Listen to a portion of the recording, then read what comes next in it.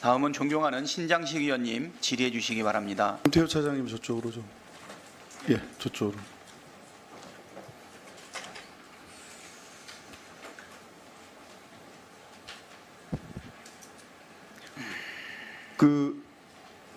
시작하겠습니다. 김태효 차장님. 네, 김태효 차장님 뉴라이트세요? 아닙니다. 2007년 대선 당시 이명박 대통령 후보를 지지하는 뉴라이트 지식인 선언 100명 선언자 PPT 좀 보여주세요. 여기 김태효 차장님 이름 올리신 거 맞죠? 그때는요. 올리신 거 맞죠? 네, 이름은 올리라 그랬습니다만은 참석하거나 그 이후에 연결된 적이 없습니다. 뉴라이트 백인 선언 지식인 선언에 올리신 거 맞잖아요, 그죠? 네, 거기에는 같이 이름. 근데 왜 지금은 뉴라이트가 아니세요? 그 이후에 활동한 적이 없기 때문입니다. 뉴라이트라는 게 부끄러우세요 지금? 뉴라이트라고 제가 그때 이름을 쓴 것은 네. 구태의연한 우파 보수를 벗어나서 신선하고 참신한 젊은 우파 보수 지식인이 되자, 그래서 그 말을 듣고 이름을 쓰라 그랬다. 그러면 뉴라이트는 지금 어떤 말로 쓰입니까?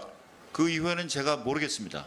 아, 몰라요? 네, 세상에 이 정부는 굉장히 재밌는 게 뉴라이트라고 평가받는 사람들을 다 정부에 갖다 쓰면서 아무도 본인이 뉴라이트라고 얘기하는 사람이 없어요. 그렇게 부끄러운 호칭입니까? 뉴라이트의 개념을 많은 사람들이 정치적으로 재단을 했기 때문이라고 생각합니다. 뉴라이트가 본인이 생각하는 뉴라이트 개념은 뭡니까? 지금도 같습니다. 혁신적인 깨끗한 우파입니다. 아, 지금 뉴라이트로 평가받는 윤석열 정부에서 뉴라이트로 평가받는 분들 데려다 쓰는 분들 혁신적인 젊은 우파다 이런 분들 데려다 쓰는 거예요?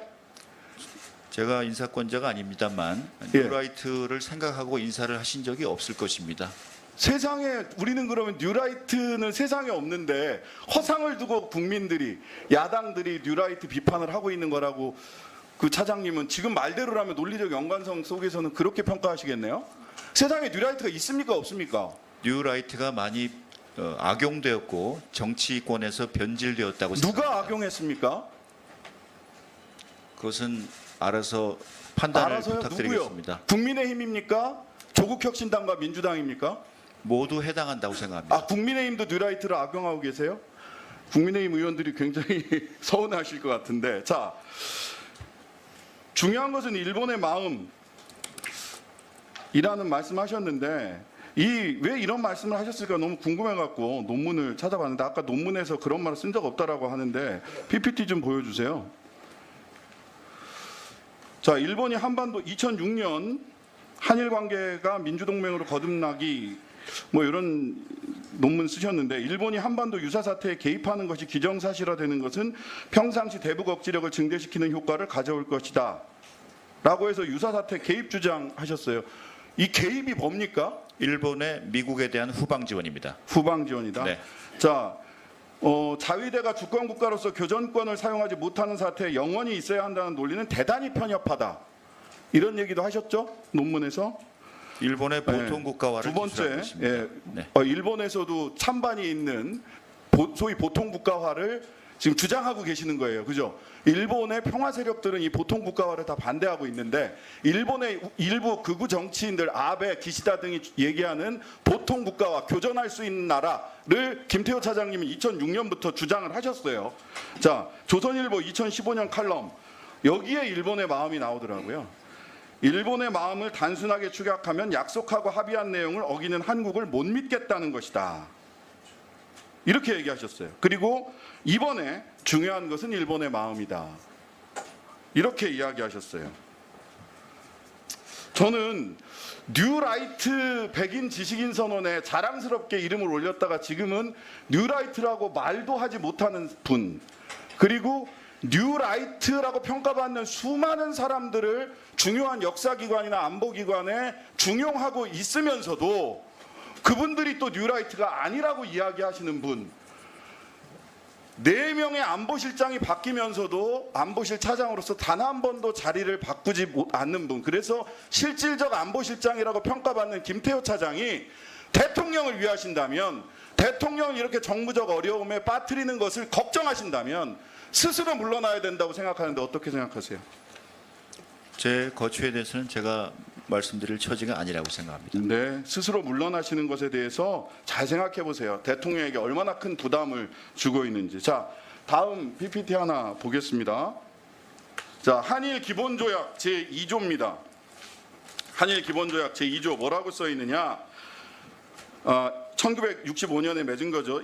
1910년 8월 22일 및 그 이전에 대한제국과 대일본 제국 간에 체결된 모든 조약 및 협정이 이미 무효임을 확인한다. 여기서 이미 무효는 언제부터 무효를 얘기하는 겁니까?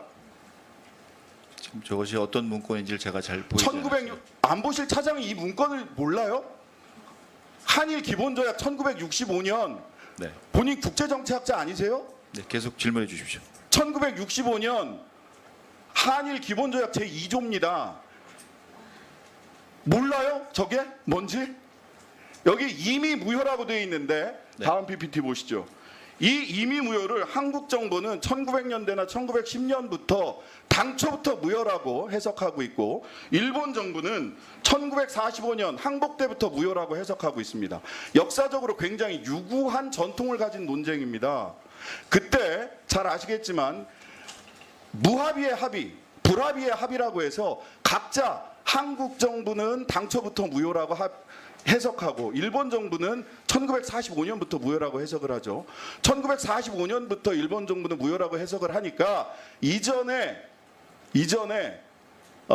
한국 불법 강점을 전부 다 합법이라고 얘기하는 거고 그러다 보니까 강제징용 피해자들은 조선반도 노동자로서 그저 일본 같은 나라에 어디에 가 있었던 것에 불과하게 된 겁니다. 근데 이 사실을 모르신다고요? 어떤 문서인지도 몰라요?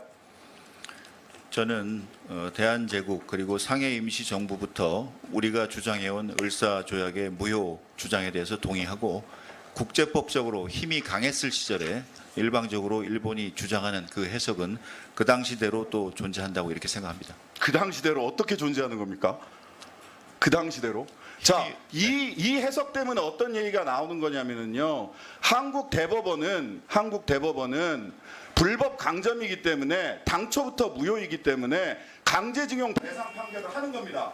그런데 김태호 차장을 비롯한 윤석열 정부는 제3자 변제안을 끄집어내는 거죠. 왜?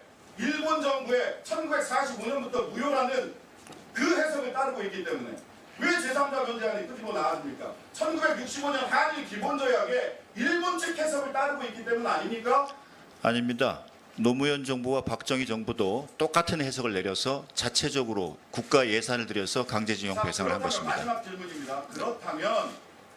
그렇다면 한국 사법부의 판결은 잘못된 판결입니까? 한국 사법부 판결은 1965년 이미 무효 이것이 당초부터 무효라고 하는 해석에 입각해서 전원합의체 판결을 내렸어요. 사법부의 이 판결을 김태호 차장과 윤석열 정권은 어떻게 판단하고 계십니까? 그것을 존중해야겠기에 거기에 해당하는 제3해법을 마련하고 이행하는 것입니다. 제3해법을 어떻게 마련을 합니까? 이게 뭐 앞뒤가 맞는 말씀을 하셔야죠. 네. 존중하는 사람이 어떻게 제3해법을 제3자 변제안을 마련하십니까? 네, 신장식 의원님, 네, 정리해 주시고 보충 질의 때 추가 질의해 주시기 바랍니다. 존중이란 말을 그렇게 사용하세요? 윤석열 정부는 신장식 의원님 수고하셨습니다. 다음은 존경하는 정의로 의원.